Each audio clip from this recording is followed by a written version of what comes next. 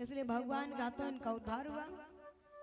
और इधर द्वापर युग में कंस और शिशुपाल बन के आते हैं।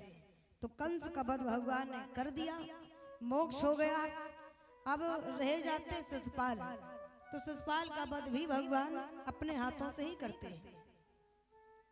तो इस प्रकार से भगवान श्री कृष्ण बताते हैं। मामियां उनकी सभी रोती, उनको भी समझाया और समझाने के बाद में सबसे कहते हैं कि मैं राजपाट नहीं यहाँ पे देखूंगा और ना ही मुझे राज सिंहासन पे बैठना है। हाँ, यदि तुम्हारी इच्छा है कि मैं कुछ दिन यहाँ ठहरूं तो मैं अवश्य रुकूंगा, तुम्हारे राज्य को संभालता रहूंगा, सब कुछ राह दूंगा, लेकिन गद्दी में नहीं बैठूंगा। गद्दी में आप बैठिए और मैं सब कुछ संभालूंगा।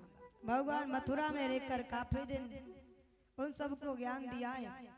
सबको संभालते हुए वहां से भगवान द्वारका नगरी को प्रस्थान करते हैं।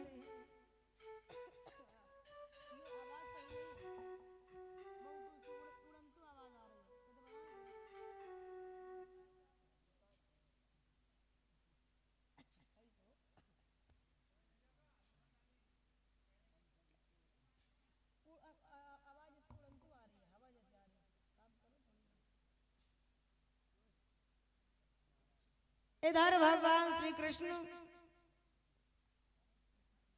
मथुरा में रहते हैं। यहाँ जितनी भी गोपियां थी, इन सारी गोपियों को भगवान कन्हैया की प्रतिदिन याद आती रहती है। सभी गोपियां रोती हैं। भगवान कन्हैया भी मथुरा से सबको याद करते हैं, क्योंकि इतना लगाव था उन गोपियों से।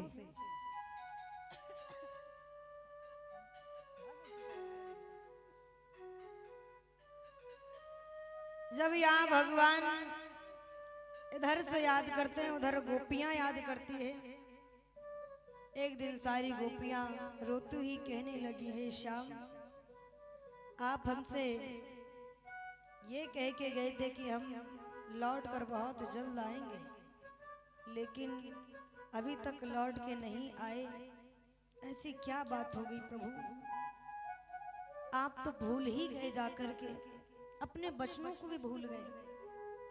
भगवान कहते हैं क्या करें, यहाँ से हम लौट ही नहीं पा रहे हैं। उनको भी बड़ी याद आती है।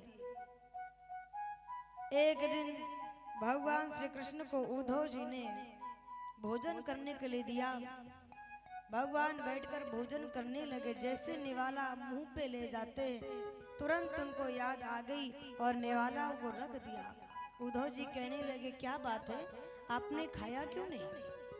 भगवान के नेत्रों में आंसू आ गए, रोने लगे और कहने लगे, क्या कहूँ उद्धव, कैसे कहूँ, मुझे अपनी मैया यशोदा की याद आ गई। मेरी माँ